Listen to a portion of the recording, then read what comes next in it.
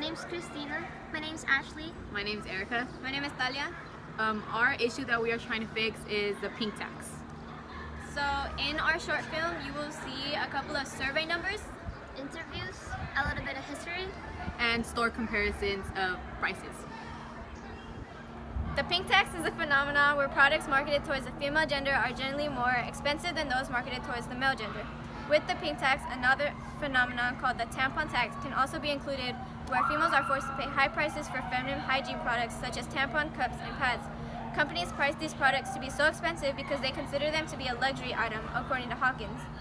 While companies consider these products to be a luxury item, reality is these products are a necessity and women are being punished for being females as they have to pay a large amount through this tampon tax.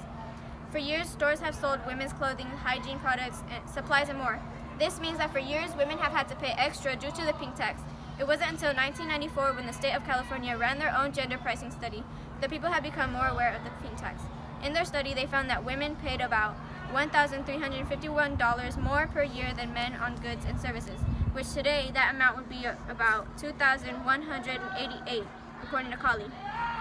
Years later, in 2015, the New York Department of Consumer Affairs did a study of the gender pricing and found that products specifically geared towards women cost 42% of the time more, while products designed to seem more manly cost more 18% of the time.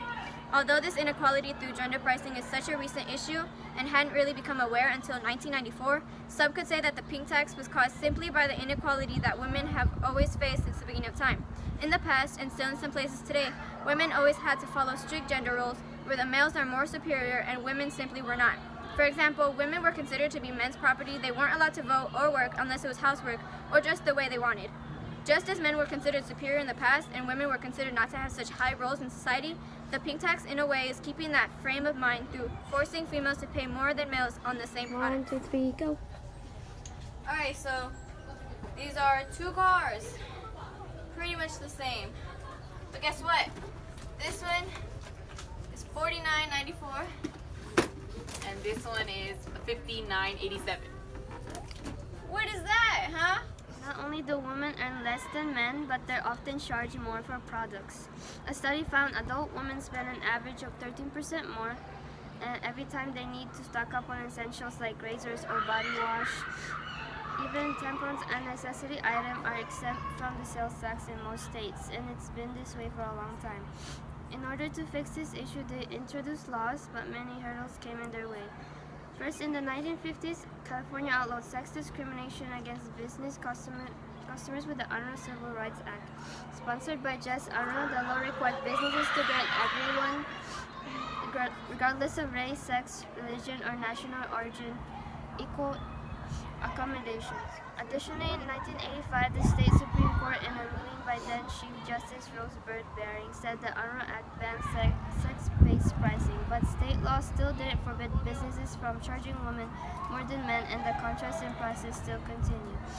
The first express ban on sex-based price discrimination came in 1995 with a law sponsored by Senator Jackie Speier, now a congresswoman. She had intended to apply the ban to all sales, including consumer goods, but the ban was limited to services like haircuts and dry cleaning. Lastly, in 1996, there was a repealed Gender Tax Act that was passed. It required that prices for services such as haircuts and more be determined by the amount of time needed to do the job and not by gender. Though this was a positive thing for women, it didn't include that prices of products and supplies shouldn't be based on gender, thus keeping the pink tax alive. And more than 2 decades later, unequal pricing is still a serious issue.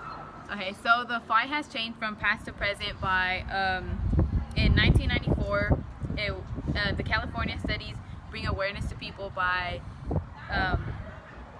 like letting people know what's happening about the pink tax, and people started to notice that, and they started going on rallies, and that's pretty much what it was used for, like how they would fight against it. That was probably the only one that they would do, and now they still do that.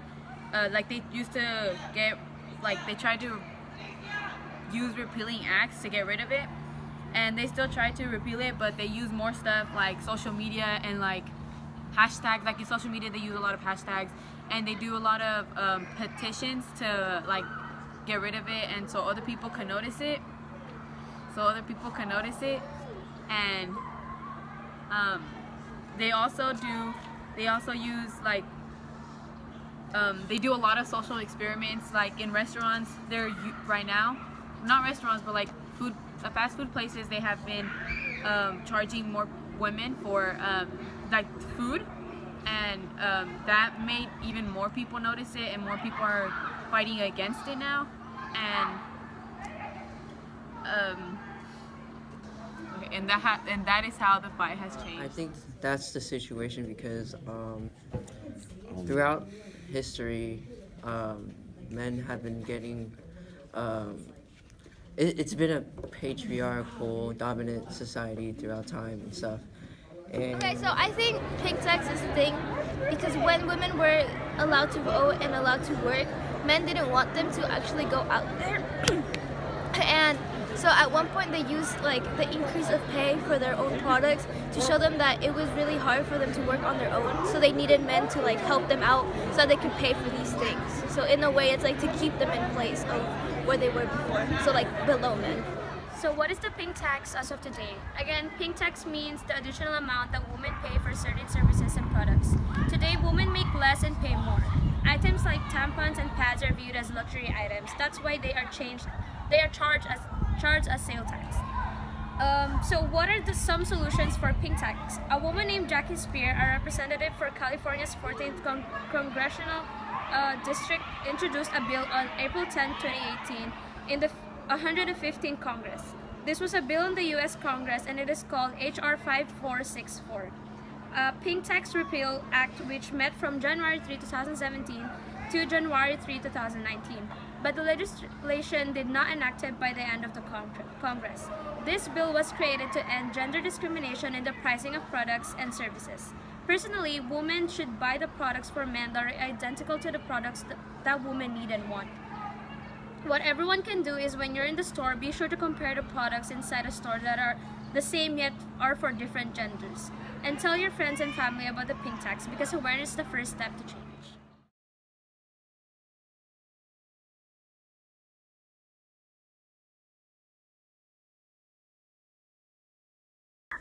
The prices are based off of matching prices.